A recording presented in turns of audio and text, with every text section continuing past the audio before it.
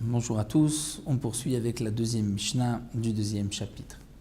Après avoir vu la loi de régel du pied, la Mishnah poursuit avec Shen la dent, c'est-à-dire lorsque la bête a endommagé par la bouche, lorsque la bête a mangé et a abîmé et donc endommagé. Le propriétaire de la bête devra payer tout le dégât causé par sa bête dès la première fois. Et la Mishnah explique que ça, dans quel cas Shen mouedet. La dent est mouedet, donc avertie. Dès la première fois, dès le premier dommage, le propriétaire payera tout le dégât. C'est dans le cas où la bête va manger ce qui est apte à la bête, ce que la bête peut manger. Comme nous le verrons, une bête qui va manger des fruits ou des légumes, mais non pas dans le cas où la bête va manger des habits. Abema mouedet lechol perot virakot. Et la bête est donc mouedet, mouad.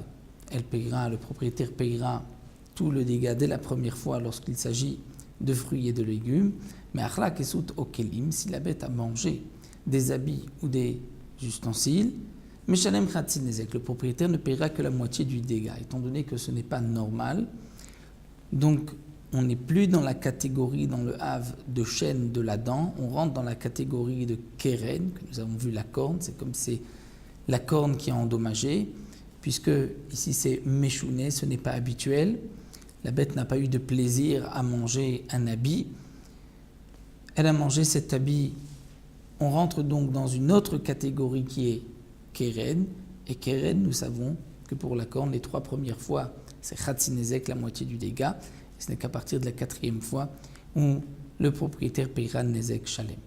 Bamet varim amourim, mais tout ceci n'a été dit. Et que lorsqu'une bête a mangé des fruits ou des légumes, le propriétaire payera nezek shalem dès la première fois. C'est uniquement birshut hanizak, dans le domaine de celui qui a été endommagé. Aval birshut harabim, si c'est dans le domaine public, patour. C'est-à-dire que nous savons, dans la Gemara, nous savons qu'une bête qui a endommagé par le pied ou par la dent, c'est-à-dire par la bouche, dans le domaine public, le propriétaire est dispensé du dégât, le propriétaire de la bête. Ce n'est que dans le domaine privé du nizak, de celui qui a été endommagé. Mais dans le domaine public, si la bête a mangé des fruits sur son passage ou abîmé des ustensiles sur son passage, dans ce cas-là, patour, le propriétaire de la bête est dispensé de tout paiement. Malgré tout, im nehenit, si la bête a eu un profit, c'est-à-dire la bête a mangé dans le domaine public, donc puisque dans le domaine public, le propriétaire de la bête est dispensé de paiement, il ne doit pas payer ce que la bête a mangé, mais malgré tout, la bête a eu un profit et le propriétaire de la bête n'a pas besoin de lui donner à manger, il a lui, entre guillemets, gagné le repas de la bête, donc il devra payer meshalem macheneinit, le profit, ce que la bête a profité. Bien que la bête peut se suffire de grains d'orge et que là la bête a mangé quelque chose qui vaut plus que des grains d'orge, malgré tout le propriétaire de cette bête ne payera que l'équivalent de grains d'orge, d'un repas de grains d'orge, puisque c'est ce qu'il aurait pu donner à sa bête.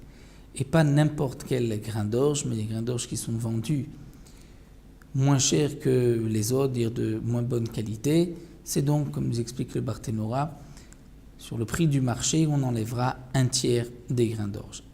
Ketzad meshalem hasheneinit, et donc la Mishnah vient expliquer dans quel cas le propriétaire de la bête payera ce que la bête a profité. Achla mitoch harechava, si sur la rue, sur la place publique, la bête a mangé mitoch harechava, c'est-à-dire à l'intérieur de la place publique, à l'intérieur de la rue, du domaine public, la meshalem hasheneinit, puisque c'est un reshut harabim, un domaine public, le propriétaire de la bête ne doit pas payer le dégât, il ne payera que ce que la bête a profité, c'est-à-dire le repas d'aujourd'hui. Mais dans le cas mitzider et chava, où la bête a mangé sur les côtés du domaine public, les côtés du domaine public sont considérés comme un domaine privé, et là, meshalem mashizika, là le propriétaire de la bête payera ce que la bête a endommagé. Donc on lui fera payer le prix des fruits et non pas le prix des grains d'orge qui correspondent à à ce qu'elle a mangé.